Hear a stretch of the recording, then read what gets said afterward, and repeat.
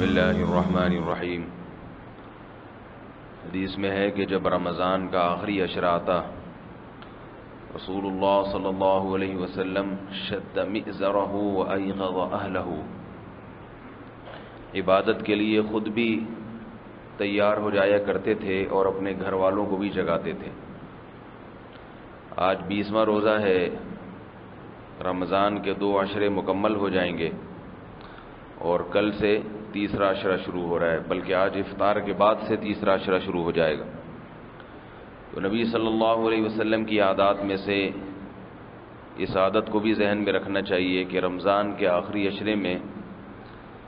خود بھی عبادت کرتے، وہ تو پورے سال ہی کرتے تھے، لیکن ایک امتیازی بات کہ اپنے اہل خانہ کو بھی جگایا کرتے تھے۔ اس کا اہتمام کرنا چاہیے کہ رمضان کے آخری عشرے میں اپنے گھر والوں کو بھی ترغیب بھی دیں رات کو عبادت کرنے کی، اور جگائیں بھی۔ صرف ترغیب کافی نہیں ہے، کیونکہ انسان رات کو جب ترغیب دے کے سوتا ہے تو صرف ترغیب سے کسی کی آنکھ نہیں کھلتی، کھل بھی جاتی ہے تو اٹھنے کی ہمت نہیں ہوتی، تو اٹھایا جائے۔ آپ صلی اللہ علیہ وسلم نے فرمایا کہ اللہ بہت خوش ہوتے ہیں ان 2 میاں بیوی کی طرف کو دیکھ کر کہ جب رات کو ایک تہجد کے لیے اٹھتا ہے تو دوسرے شوہر اٹھتا ہے تو بیوی کو اٹھاتا ہے، وہ نہ اٹھے تو اس کے منہ پہ پانی کی چھینٹ مارتا ہے، اور اگر بیوی نیک ہے وہ اٹھتی ہے، شوہر نہیں اٹھتا تو زوجہ اپنے شوہر کو اٹھاتی ہے، وہ نہیں اٹھتا تو اس پہ پانی کی چھینٹ مارتی ہے۔ لیکن یہ چھینٹوں والا حساب اس وقت کریں جب میاں بیوی کے تعلقات بہت اچھے ہوں، ورنہ آپ نے اگر چھینٹ ماری تو کوئی ذمہ داری نہیں ہے، سامنے میں سے وہ کچھ بھی مار سکتی ہے، کوئی بھی چیز ہاتھ میں آ گئی اٹھا کے آپ کو مار دے گی، پھر آپ کہیں گے ہم نے تو نبی کی سنت زندہ کی اور نتیجے میں یہ کیا ہوا، پھر لڑائی جھگڑا شروع ہو جائے گا۔ پھر وہ تو اگر بہت اچھے تعلقات ہیں، محبت والا حساب کتاب چل رہا ہے تو چھینٹیں مار دیں، ٹھیک ہے، اور اگر اتنا اچھا نہیں چل رہا تو بس زبانی ترغیب پہ ایک دفعہ اٹھا دیں، اور اتنا بھی نہیں ہے تو رات کو ترغیب دے دیں کہ بھئی ہمت ہو تو ذرا تھوڑی سی تہجد کا اہتمام کر لینا، سونا کم، نماز میں زیادہ دل لگانا۔ مرد حضرات کو چاہیے کہ گھر والوں پر کام کا بوجھ رمضان میں ہلکا رکھیں، ان سے کہیں یہ کھانے پینے کا مہینہ نہیں ہے، عبادت کا مہینہ ہے۔ خواتین کام میں جٹی رہتی ہیں، صبح سے سحری بنانا شروع کریں گی، اس میں ساری چیزیں ہونی چاہیے، کوئی چیز کم رہ گئی تو آدمی کو غصہ آ جاتا ہے۔ افطاری میں پھر کوئی چیز کم نہیں ہونی چاہیے، تو تھوڑا سا ہاتھ ہلکا رکھیں، بولے بھائی عبادت میں زیادہ دل لگاؤ، سحری کا کوئی مسئلہ نہیں ہے، کھجور کھا کے بھی روزہ رکھ لیں گے۔ تھوڑے سے دن رہ گئے جہاں 20 دن گزار لیے، اور اللہ رمضان میں دکھا دیتے ہیں کہ کتنا تھوڑا کھا کے بھی تم کتنے اچھے زندہ رہ سکتے ہو، کتنا تھوڑا۔ بعض دفعہ ابھی یہ جو راتیں چھوٹی ہیں اس میں کئی دفعہ تو سحری کی نہیں، ہم میں سے میں نے بھی نہیں کی، آپ لوگوں نے بھی نہیں کی ہوگی،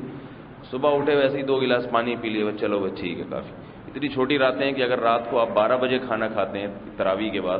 پھر کون سحری کرتا ہے؟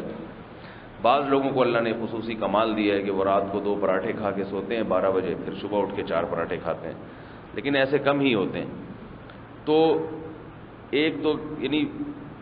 تھوڑے 2-4 کھجوریں کھا کے بھی گزار۔ آج بھی سحری میں نے میرا خیال ہے 2 یا 3 کھجوریں کھائی ہوں گی، آپ میں سے بھی بہت سے ایسے ہوں گے جنہوں نے 2 یا 3 کھجوریں کھائی ہوں گی،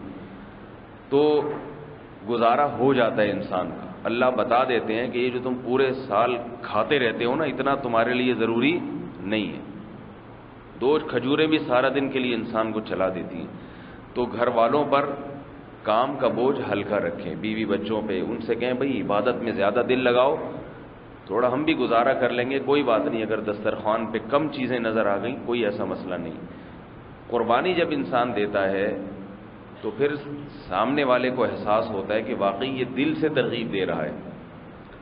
اگر یہ دل سے ترغیب نہ دیتا تو یہ قربانی نہ دیتا۔ تو اپنے کھانے پینے کی تھوڑی سی کمی کر لیں گے تو گھر والوں کو بھی احساس ہوگا بھئی یہ دل سے چاہتے ہیں کہ ہم عبادت میں وقت لگائیں، صرف زبانی کلامی کی نصیحت نہیں۔ تو یہ نبی صلی اللہ علیہ وسلم کی سنت ہے کہ آخری عشرے میں اپنے گھر والوں کو بھی عبادت میں لگانا، خاص طور پہ رات کے وقت۔ آج کل راتیں چھوٹی ہیں، سحری کے وقت میں تراویح میں دیر ہو جاتی ہے، اس کے بعد کھانا کھانے والے لوگ کھانا کھاتے ہیں، پھر سونے کا تھوڑا ہی ٹائم بچتا ہے، بہت تھوڑا ہی سا ٹائم ملتا ہے عبادت کے لیے اگر کوئی کرنا چاہے۔ اس میں کچھ نہ ہو سکے کم سے کم تہجد کی 8 رکعتیں ہوتی ہیں، وہ نہ ہو سکیں 4 پڑھ لیں، وہ بھی نہیں ہو سکتی تو کم از کم 2 رکعتیں پڑھ لیں۔ 2 رکعت بھی اگر کسی نے تہجد کی پڑھ لی تو تہجد پڑھنے والوں میں اس کا شمار بہرحال ہو جائے گا۔ تو پورا ضائع نہ کریں راتوں کو کہ ساری رات سوتے میں گزر جائے، یہ پھر بڑی محرومی کی بات ہے، کیونکہ یہ جو رمضان کا آخری عشرہ ہے، رمضان کی راتوں جیسی کوئی رات نہیں ہے، کوئی رات نہیں ہے، کسی رات کی اتنی فضیلت نہیں جتنی رمضان کی راتوں کی ہے۔ پھر رمضان کے آخری عشرے کی راتوں جیسی راتیں پورے رمضان میں بھی نہیں ہیں، تو یہ پورے سال جو ہے پھر یہ وقت نہیں آئے گا۔ کسی شاعر نے کہا ہے نا، تمتع من شمیم عرار نجد فما بعد العشیۃ من عراری، کہ عرار ایک بوٹی ہے، اس کی خوشبو سے رات کو فائدہ اٹھا لو،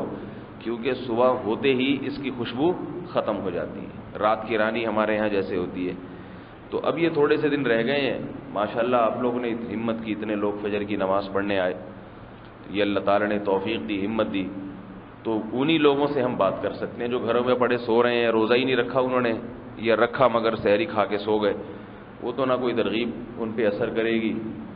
اور نہ وہ کسی کی ترغیب سنیں گے، وہ فرض پڑھنے کے لیے تیار نہیں، تو ان سے نوافل کی، تہجد کی بات کیا کی جائے۔ اللہ نے ہمیں توفیق دی نماز کے لیے آنے کی، تو اللہ سے اور توفیق مانگنی چاہیے کہ اللہ جب اتنی توفیق ہے تھوڑی سی مزید ہمت کی توفیق عطا فرما دے۔ اللہ تعالیٰ سمجھنے کی، عمل کی توفیق عطا فرمائے۔ سبحانک اللہم